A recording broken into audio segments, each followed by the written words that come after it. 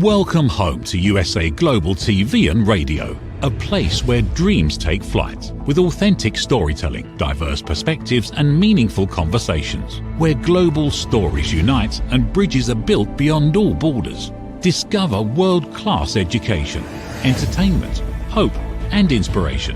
Together, we're building bridges worldwide. Subscribe to our channel, USA Global TV.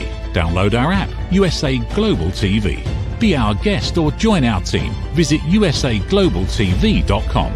Thanks to our founder and executive producer, Dr. Jacalyn Kerbeck. Music score by Yeffy Tang from Cloud Road Music. Voiceover artist Mike Porter. Creative direction by Paul Garcia. USA Global TV and Radio. Your home for global connection. All rights reserved. This video and its contents are the exclusive property of USA Global TV and Radio. Unauthorized use, duplication or redistribution in any form is strictly prohibited. Doesn't Monday come fast, everybody? Hey, it's me, Justin Rigliani, on Use a Whole, Body, Mind, and Soul on the network, USA Global TV. Sorry about my throat. I've been fighting throat problems over the last couple of days. Got my Eagle stuff on still, my Eagles hat, Reggie White jersey. We're filming right out of the Philadelphia area. Get that hat straight. We're out of the Philadelphia area, so we're getting ready for the Super Bowl. For those of you around the world who are going to be watching the Super Bowl, the Eagles are going to be taking on the Chiefs in the rematch of 2023. So let's hope, well, at least I hope, and all of us around here hope, that the Eagles avenge that loss.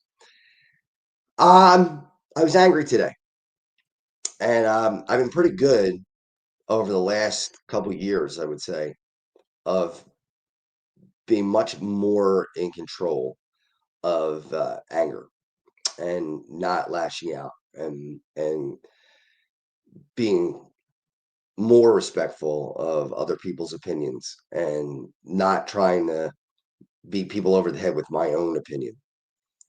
And I still want to do that. I don't want to be that person that causes fights and loses friends and causes all kinds of problems. But I do have a problem, and I got to look at myself in the mirror too. And I got to be able to say that I did what I was supposed to do, whether that means that people are going to get angry at me, or people are not going to like me, or people are going to laugh at me or make fun of me, as happened today, which I couldn't care less, to be honest with you. I'm 50 years old. I'm not going to fight with an idiot over silly things. But what I want to talk about now, and what's gotten under my skin is this idea that diversity is a problem, that you're quote woke if you believe in diversity, or you're some kind of a wimp. I mean, the guy who insulted me, first of all, it wasn't an insult. He said, "You sound like such a girl." Really? I mean, that's an insult to call somebody a girl. Obviously, I'm not a girl. So what do I care? But that was his insult. So you can see it's already a sexist knuckle dragger who is hell-bent on this macho attitude that is ridiculous, that doesn't make any sense. But it was because they posted things like, I don't like the fact that there's a pause on Black History Month in this month. Why are we touching it? Why is that a problem? Nobody's telling anybody that they have to celebrate Black History Month. If you're not black, if you're white, and you don't want to celebrate, don't celebrate. You don't have to. This is the United States. You can do whatever you want, but don't tell other people that they can't celebrate or they can't enjoy it. Now, look, I am not a black activist. I'm not a woman activist, a women's rights activist. I am not an activist of any kind. I support people, but I don't go on marches and things like that. I'm not going to profess that I'm some sort of a knight in shining armor, that I go out and I fight for everybody and fight for everybody's rights. And I don't do that. I don't have the time to do that. I don't have the money to do that. I don't have the luxury of being able to do that and still work and get the things done that I need to get done, and do the things that I need to do and take care of my kids and things like that. But at the same time, I'm repulsed by the idea that there would be a pause. What does that even mean anyway? A pause on Black History Month. What is a pause? Does that mean that we'll pick it up later on? And then March is Women's History Month, and the same thing happens. Now I have a mother. I have two daughters. I have a sister. I had grandmothers. They passed away, but I had grandmothers, aunts, good friends that are women.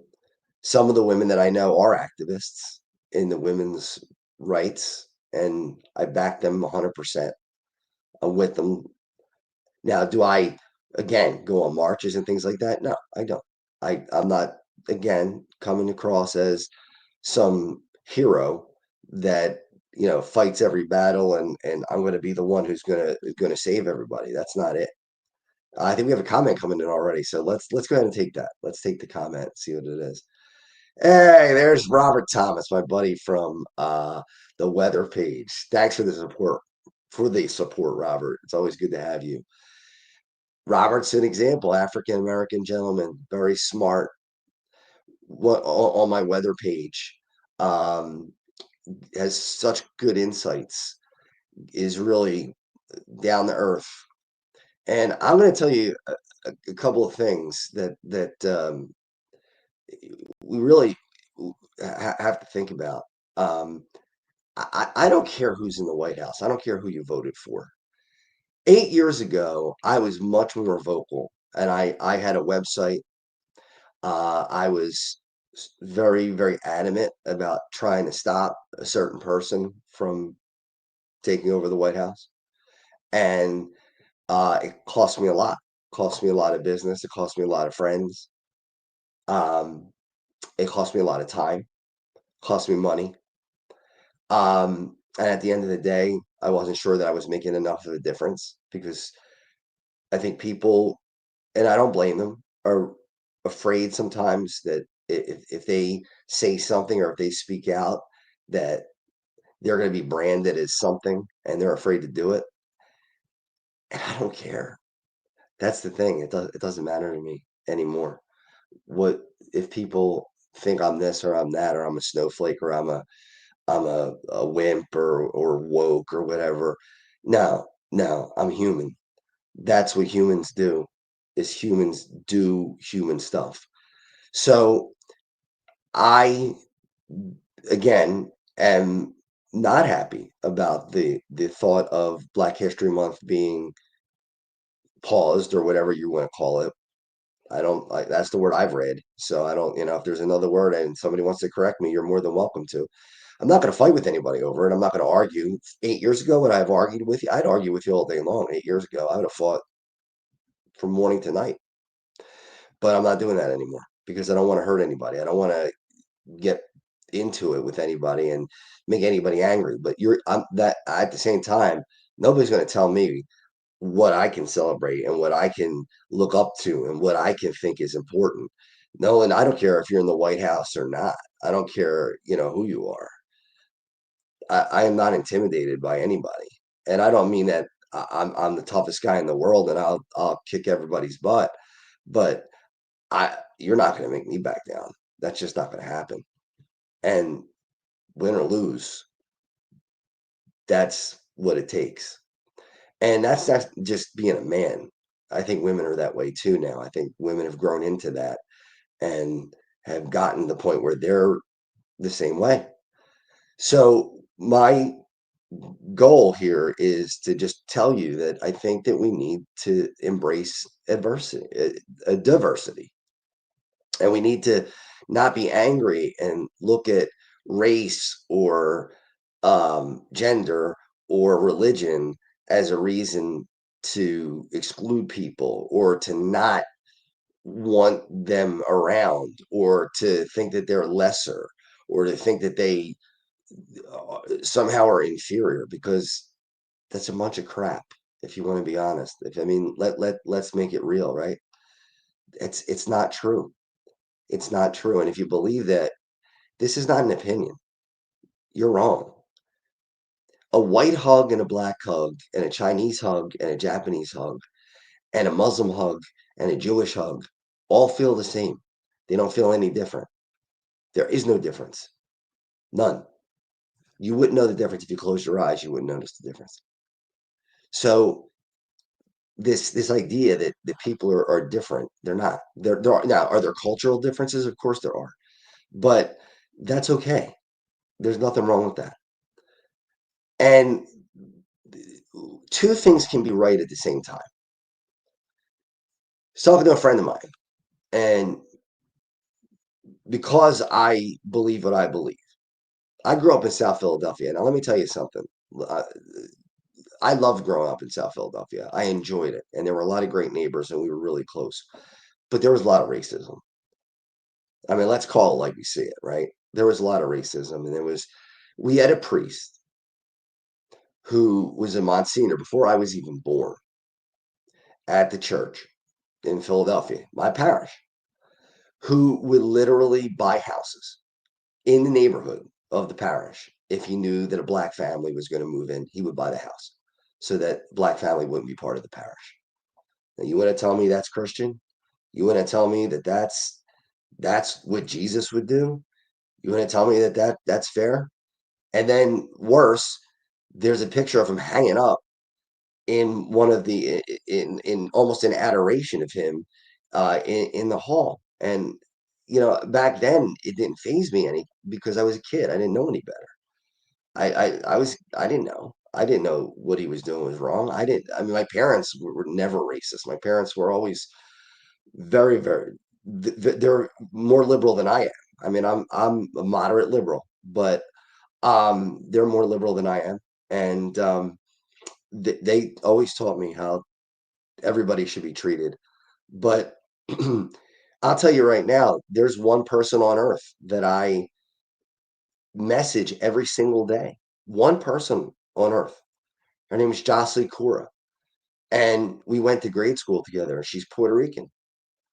And she's the only person on earth that I literally message every day on Facebook. Every morning there's a ding, or she gets a ding, and we go back and forth. I don't care that she's Puerto Rican. I love her. It doesn't matter to me. Listen, I should be dead. I was saved by two people who have been part of the marginalized people. One is a Latin American man named Dr. George Prieto. If it wasn't for Dr. Prieto in 2002, actually 2003, I started getting sick in 2002 with ulcerative colitis. But in 2003, I was falling off a cliff. I was going down to the point where it was almost over. My blood pressure was 90 over 42. My heart rate was way up. I was internally bleeding. It did not look great. And I almost was to the point where I didn't even care. I was like, if it's over, it's over. It didn't matter to me. I was just too sick to even realize what was going on. This was going on for months. Lost 50 pounds in 3 months. Just completely wiped away. And this man, Latin American man, saved my life. Put me in the hospital for 11 days. Put me on feeding tubes and all kinds of stuff. Gave me iron, blood transfusions, everything you could think of to bring me back. And he brought me back. And then fast forward 2015, and because of his surveillance, he catches the precancerous cells in my colon that would have inevitably turned into colon cancer and saved my life again, twice. Now, he's not white. Do you think that matters to me?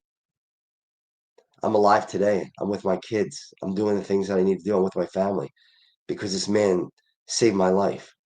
I would take a bullet for him. We talk about, well, oh, okay, well, you're talking about a woman from Puerto Rico and a Latin American man, and we're talking about Black History Month. It's the same thing. When you're talking about diversity, we're talking about all kinds of people. We're not just talking about black or white. It's not just two.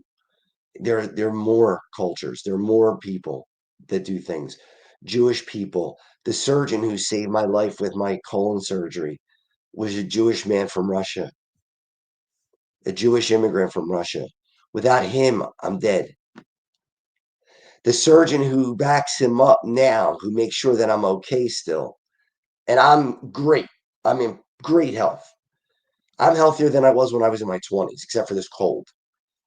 But I'm in better shape. I could jump rope for an hour and a half. I could lift weights like crazy. Maybe not as strong as I was when I was heavier, but I lift weights like crazy. I bench press well over 300 pounds.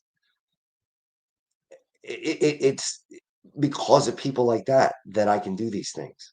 I could ski, I could play hockey, I could run my charity. And if people are turned off by this, if people say, well, you know what, I don't like you anymore because you're too woke, or you're too this, or you're too that. Well, you know what? I'm just gonna have to say goodbye. I don't like losing friends. I never did. Um, I admit that at times I was too strong. I'm a very passionate person, and sometimes I let my passion become anger. And I've learned to curtail that. But that doesn't mean the passion doesn't still run.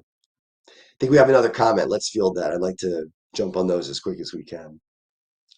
So, Vince, thanks for joining us again, Vince. It's great to have you again. The United States is literally a melting pot of all races and all nations, all humans. Anyone has a problem with that within him or herself. America, USA, USA, USA. Or us, us. I'm sorry, Vince. Us, us, us. That's right. I totally agree with Vince. And I'm going to give you a couple of stories, and some of them may say. Well, let me talk about my father first. My father was a probation officer in the 70s, getting ready to become a lawyer, and part of his training was to be a probation officer. And he got close with a 16-year-old kid named Tyrone. And Tyrone was a good kid, but didn't know how to stay away from the bad kids. And he was in a tough neighborhood. It was an African American neighborhood that was a tough neighborhood in Philly. I think it was North Philly. So pretty rough area, gangs and all kinds of stuff going on up there. And he got mixed in with the wrong crowd. And this is a guy who, at one time, when I was little, there was a car fire, and he jumped in and saved the kid and got burned pretty badly himself. Wound up in the hospital saving a kid from a car fire. Well, one night, Tyrone's friends decided to rob a store. I can't remember if it was a liquor store or if it was a convenience store or whatever it was. I don't remember, but whatever it was, he had been with them earlier in the day, and then later in the day they did this, and he was implicated in this and has been in jail ever since. And he was labeled with second-degree murder, which that's what he was charged with. And my father and mother have gone to visit him in prison for probably 40 years, maybe 45 years. African American man from the streets of Philly, tough, strong, kind of guy that would be intimidating to people. And here he is on the phone talking to my dad. We were talking to him on Saturday. We had a Zoom call, and I got to join in and see him. And here he is laughing and having a good time talking to my dad and telling my dad how much he loves him and telling my mom how much he loves her. And here's a black guy on, he's not on death row, but he's a lifer and he might get out now. They're looking at his case and they think they might have made a mistake and he might get out. But damage has been done. He's been in jail for 40 some years. Yeah, it's great that he might get out, but the point of it is, does it matter that he's black? Does it matter that my father's white? Does it matter that he's from the streets? Does it matter that my father was a lawyer before he retired? Did it make a difference? No. They both say I love you at the end of the conversation. So, we talk about, white privilege. It is true. There is white privilege. People don't want to believe that, but it's true. The chances of me getting shot by a cop if I get pulled over are much more slim than if I was African American. There's no doubt about that. You can't deny that. You can't. It's not a made up game. It's not some hocus pocus. It's not some trick that people are trying to play. It is true. It is sadly true. And that's a shame that it's got to be that way. And then now I've heard that Women's Month is being paused because we don't want to single out women and celebrate women. Women are marginalized too. Now, can I say that I've always been a person who was sympathetic to women's causes? No, I can't say that. When I was a 20-year-old kid, I was like every other 20-year-old kid. I like girls, and I didn't do anything that was inappropriate, but I enjoyed flirting with girls and being manly with girls and things like that. And I didn't give thought to what their goals were, what they were thinking, and what they wanted out of their lives. I was like, how would how do I attract them? How do I make them want to be with me? It was always about, and not always, but a lot of times it was about that, and it was a lot of times about looks too. What do they look like? Are they hot enough? Did they meet the requirements in my own mind that I needed them to meet for me to want to date them? And it was wrong. It was wrong, and I don't run from it. It's something that was a mistake. But I think that a lot of young kids make mistakes, but I think we're also growing. We're becoming better as people. And I think 20-year-olds today might be a little bit smarter than 20-year-olds in 1990, whatever. But I have two daughters now. And like I said, I have a mother and I had grandmothers, and um, I don't think that they shouldn't be celebrated. I think they should be. I think that we should have the celebration. I have a friend who's very into women's rights, and she does a lot of she calls it girl therapy. And she has during International Women's Day, she's having an event, and if she ever decides that she wants me to promote it, I will. I won't do it until I get her okay, but I would be happy to promote it. Um, and I made a vow myself that I will not work on Martin Luther King Day. If they remove that as a holiday, I will protest and I will not work. And I could make $2,000 a day and punt $2,000. Let me tell you something. I don't have $2,000 to just throw away, but I'll do it. And Juneteenth, same thing. I'm not going to work Juneteenth either. Even if it's $2,000, I'm not going to do it. Now, I can't take the whole month of February off, and I can't take the whole month of March off for women. I mean, at some point, I have to draw a line somewhere. But that's you know the extent of what I can do, and that's all I can do. But I'm asking you to do something too, and I'm asking you to think about it. Don't lump everybody in the same boat. I watched the movie Cabrini this weekend, parts of it, and I'm Italian, and they called Italians things like monkeys and all kinds of things that people use as derogatory words for African Americans. They did the same thing to Italians, just not at the same level and not for so long, but they did that. And in fact, one of the lines in the movie was about a little kid, an Italian boy. And the Italian boy was standing there, and the cop said, "These monkeys don't understand anything." And, you know, what is that? I mean, is that who we are? Is that what this country is going to become? Is that who we want to be? We want to be racist? No. African American man this past Friday. I was having a little bit of trouble with some things, and everybody knows that I've been going through a lot over the last several years, but I've been feeling great lately. I mean, I've been really, it's funny. Some people say to me, you got to heal. I'm healed. I feel good. I feel strong. I feel confident. But we were talking, and I told him the rough stuff that I've been through, and I told him, it's no secret that I had attempted suicide in the past, and he did too. And we talked about it. And at lunch, he said to me, "Hey, you want to talk a little bit?" I said, "Yeah." And he said, "Here, have an egg roll." He had a couple egg rolls. I'm like, "I don't want to take your lunch," but he gave me an egg roll, and I said, "Thanks. I really appreciate it." And we got in an in-depth conversation, and then after class was over, we talked a little bit more. And here I am, a 50-year-old, Caucasian guy, and he's probably the 60-year-old African American guy. So we're different, come from different backgrounds, come from different things. And all of a sudden, he says to me, "You like the Sixers?" And I said, "Yeah, yeah, I'm a Sixers fan. I'm from Philly."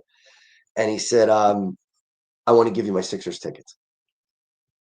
I said, "No, man, I can't take your Sixers tickets, man. I can't. They're yours." And he said, "No, I want you to have them." And I said, "I can't take them." And he said, "I want you to have them." So I said, "Keith," I said, "Thanks." I said, "I really appreciate it." I said, "Why?" He said, "Because I want you to celebrate you tonight." That's what he said to me. "I want you to celebrate you tonight. I want you to enjoy you tonight." And he sent me the tickets 5 minutes later on the phone. And later that night, I'm at the Sixers game, watching the Sixers, and I enjoyed myself and enjoyed being in that moment and enjoyed the fact that I had this conversation with this man and enjoyed the fact that I made a friend that day who's going to be a friend for a lifetime because two hearts and souls connected, and it didn't matter what our skin looked like at all. It made no difference whatsoever. It was two people who knew what pain felt like and who understood each other's pain. Maybe it was different pain. He went through different things that I did. I went through different things that he did, but we both understood the language of pain and we were able to understand each other. And that's what made a difference to me. And that's why I'm not going to let February go by without every day at least posting one thing for an African American to celebrate them every day. And if people don't like it, skip it. Scroll by it. You don't have to look at it. If it's a video, don't watch it. If it's something to read, don't read it. But if you want to read it, if you want to learn more, if you don't, if that's something that you're interested in and learning, then do it. And two things can be true at the same time. People will say to me, "Well, you really want to help out and you're really concerned about the African American community, so you must hate the police." Why are those two things mutually exclusive? Where does that come from? That if you are a person who cares about African American people, that somehow you're anti-police. That's ridiculous. Are there great police officers? Yes, there are. Are there bad police officers? Yes, there are.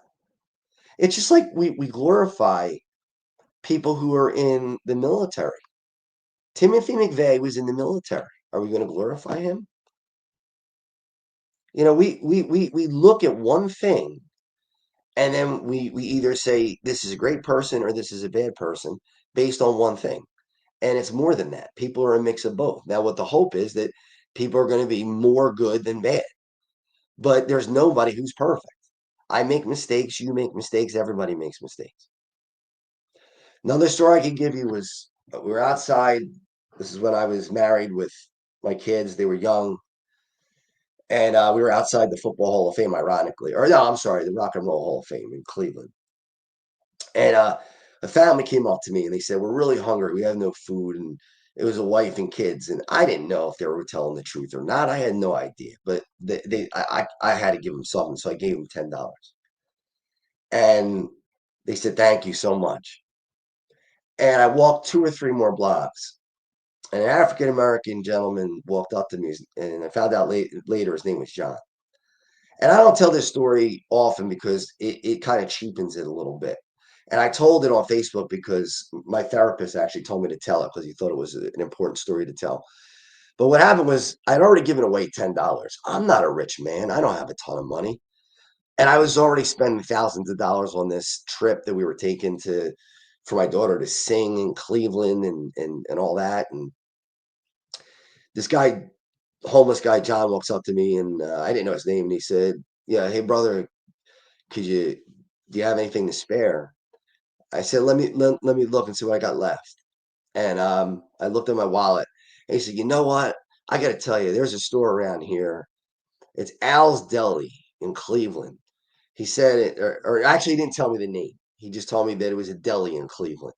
And he said, they do me a favor. They see me all the time. So for $5, they give me a huge sandwich of corned beef and a huge helping of fries just for $5, and they give me a drink. So I said, you know what? Here's $10. So that's $20 I just gave away. I gave the $10 to this guy. And he turned around and he said to me, I love you. And he gave me a big hug. Now, he was filthy dirty. I didn't know if he had, he could have had anything, right?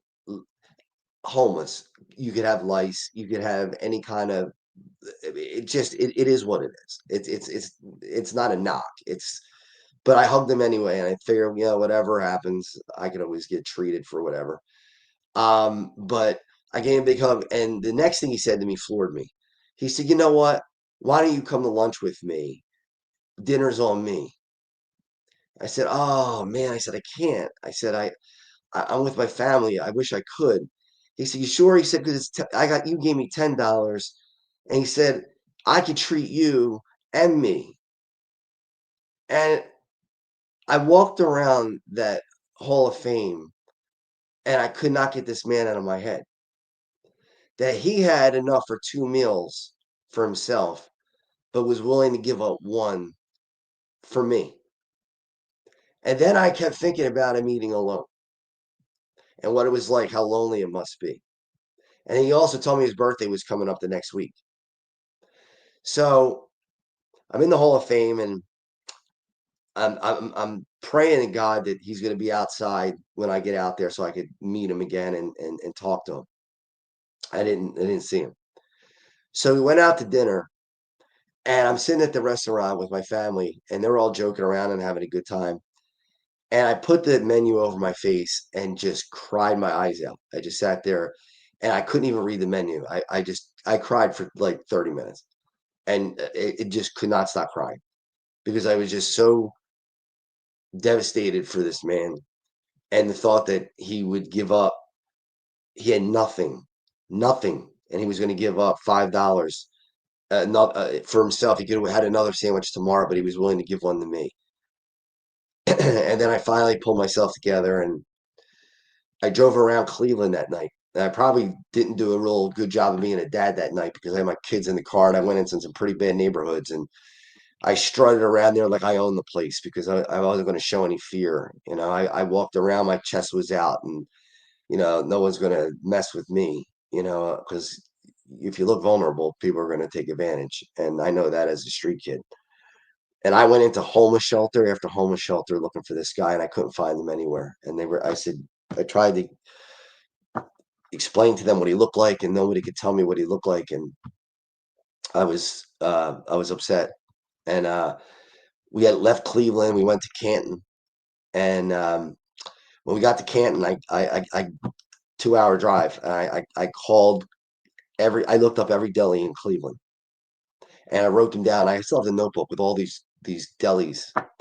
I called 5 or 6 of them. I couldn't find them. I remember I threw the book across the room because I was so angry that I couldn't find them. And finally, I called Al's Deli, and I said, "Do you know this guy? I don't know his name. He says that he comes in for corned beef and a big helping of fries every uh every day or every couple days, and you treat him." And they said, "Yeah, his name's John." I said, "Yeah, and he's missing his front teeth, right?" They said, "Yeah, yeah, yeah, that's him. That's him. That's John." So now I knew his name. And I said to the lady, I said, "Can you do me a favor?" And she said, "What?" I said, "Can you take my credit card number?" And she said, "For what?" I said, "I want you to keep it on file. And I want you every once a week, every whatever day he picks. I can't afford to do this every day, but once a week, I want him to have lunch on me. And on his birthday, which is coming up, he told me it's coming up in a few weeks. I want you to treat him and pay for another customer, whatever, up to $50 to sit at his table and eat with him and pay for their meal and give them $50 just to sit there with him for his birthday. So he's not alone on his birthday. And that's all because he told me that he loved me and because he was going to give me something out of what he didn't have. So you want to ask me why I look at that and don't want to give people what they need and take away a month, just a month, the shortest month of the year, and give them their due. That's why. That's why. And then again, what my family has been through. My grandfather died at 13.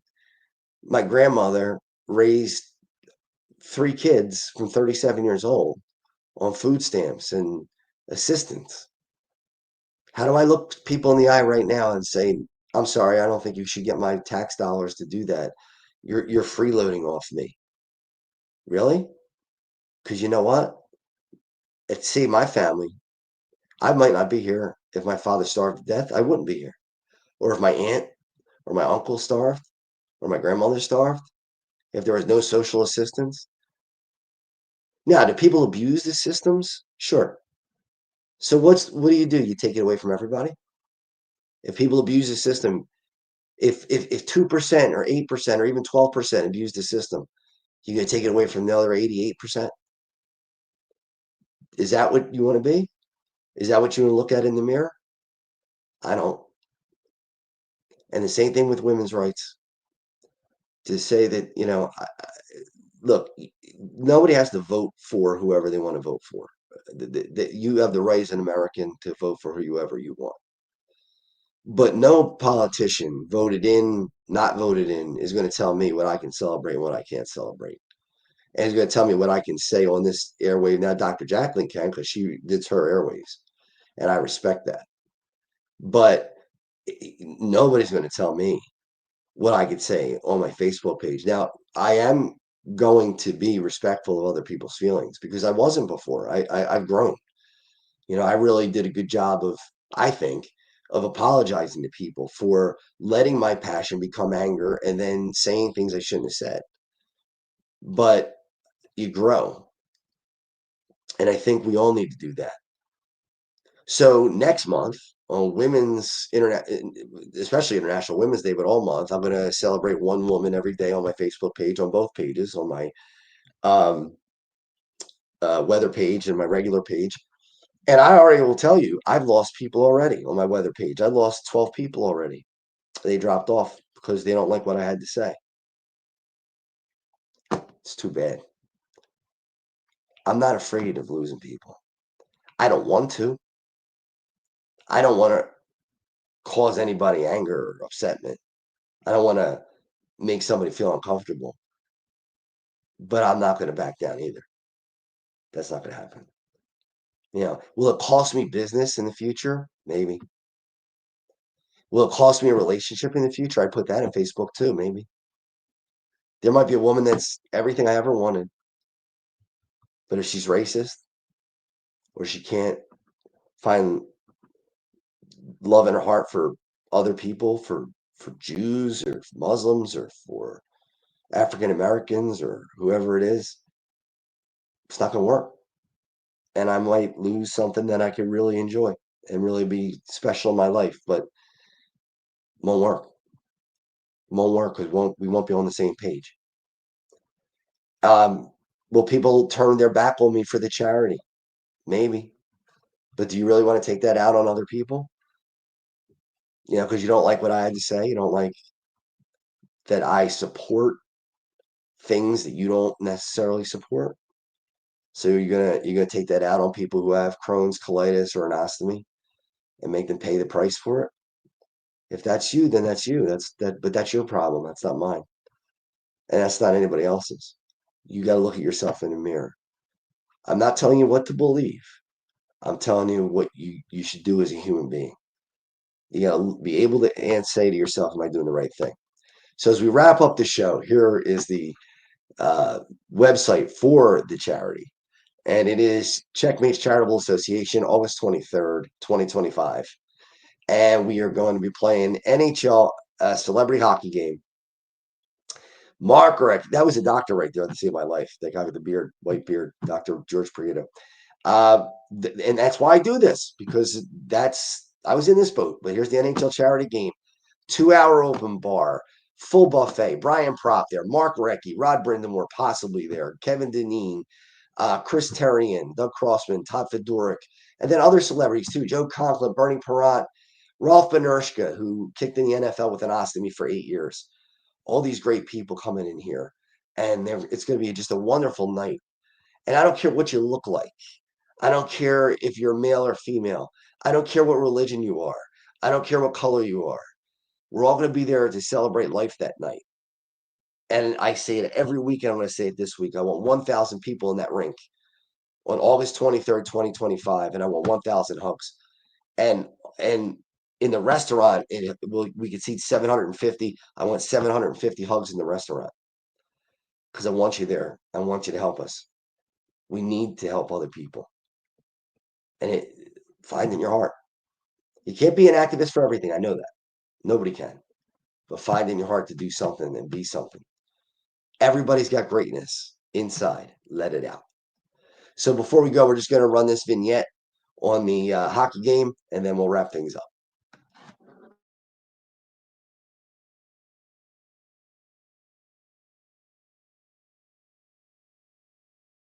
Hey everybody, I just want to tell you how thankful I am that you came out tonight and helped us out on a very special evening. Crohn's and colitis are terrible diseases, and they affect a lot of people, not only in the Delaware Valley, but all over the world. And hopefully we can find a cure someday.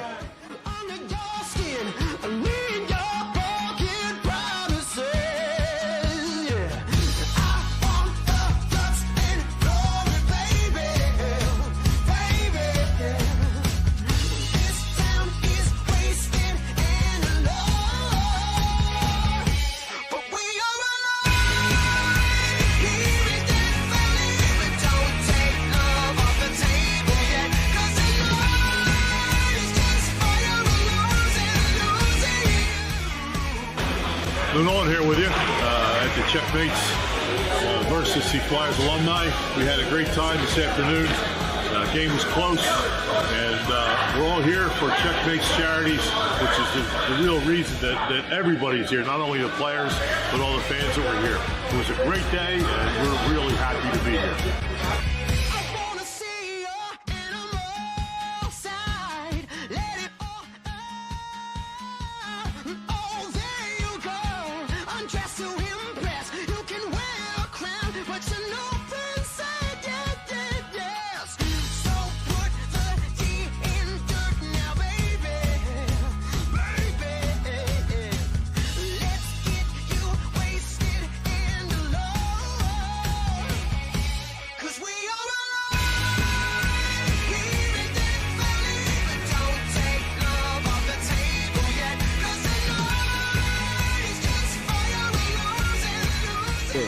It was fun to be out here at the Northeast Skate Zone because the Checos were a pretty good team, and so we had a lot of fun with the charity.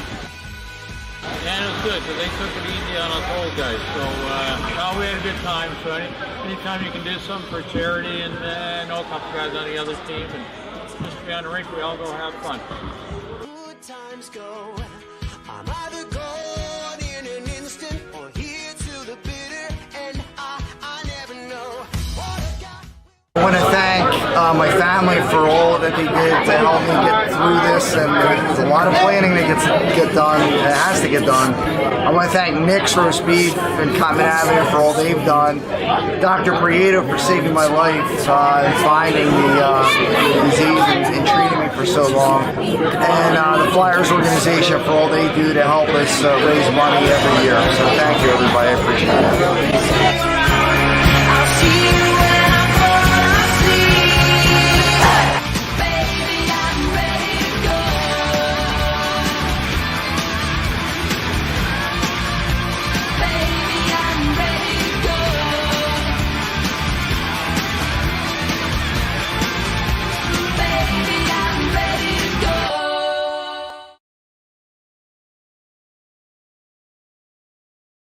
So, baby, you ready to go?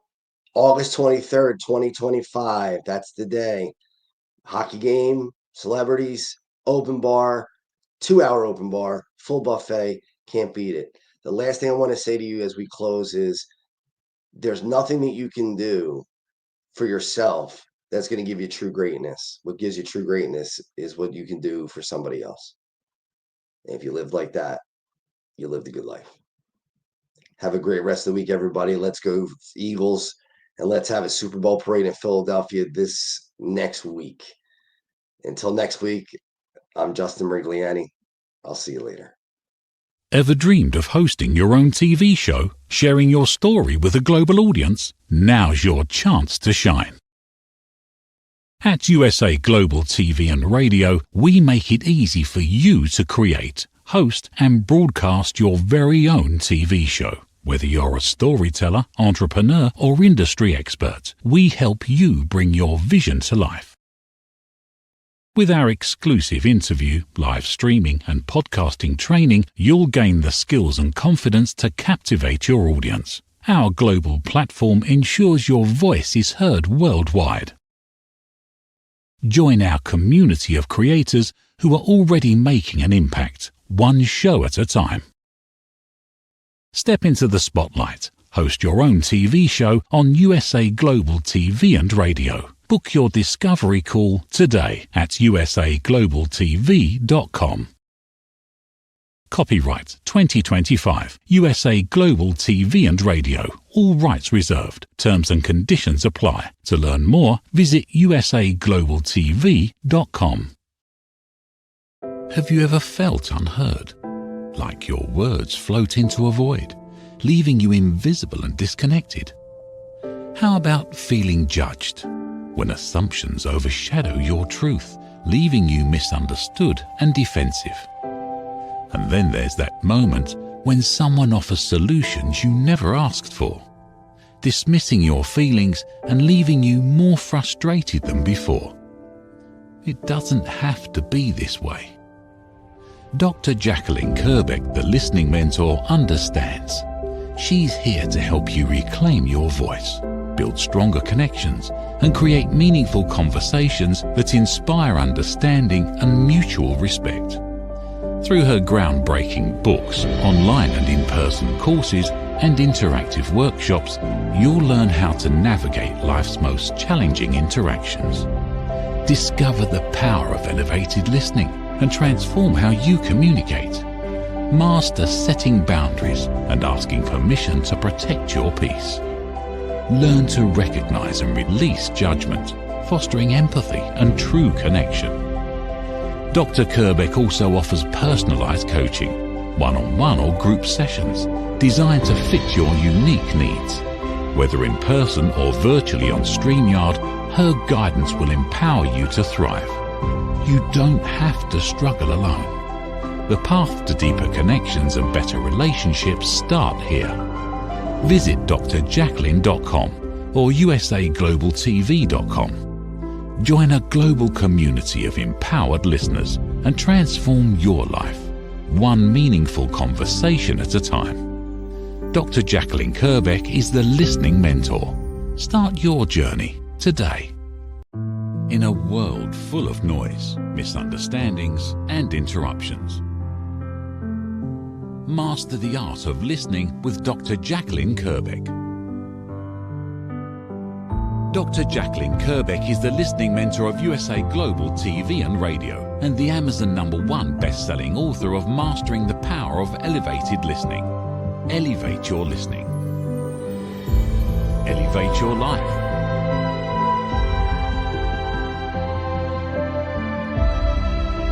Join a global learning experience in person or via Zoom. Reserve your spot today. usaglobaltv.com/book-your-session or drjacalyn.thinkific.com. Join Dr. Kerbeck's listening courses or hire her to unlock deeper connections and authentic conversations. Thank you, viewers and listeners of USA Global TV and Radio, for joining us today. We're honoured to have your time and attention as part of our global community. At USA Global TV and Radio, we believe in the power of authentic conversations, meaningful connections, and creating a world of possibilities together. Want to be part of something bigger? Join our team of elevated listeners at usaglobaltv.com, a space where your voice matters and your ability to listen transforms relationships. Stay connected with us across all our platforms for thought-provoking discussions, expert insights, and empowering stories. Subscribe to our channels at youtube.com/c/usaglobaltv. Follow us on social media and explore the endless opportunities we're creating for growth, learning, and inspiration. Together, we're not just broadcasting, we're building bridges and changing lives one conversation at a time. For inquiries, contact us at info@usaglobaltv.com. Music by Johnny Dies. Produced by Executive Producer and Director Dr. Jacalyn Kerbeck. Voiceover by Mike Porter. Creative Direction by Paul Garcia. All rights reserved. Copyright 2025. Visit usaglobaltv.com to view our full terms and conditions.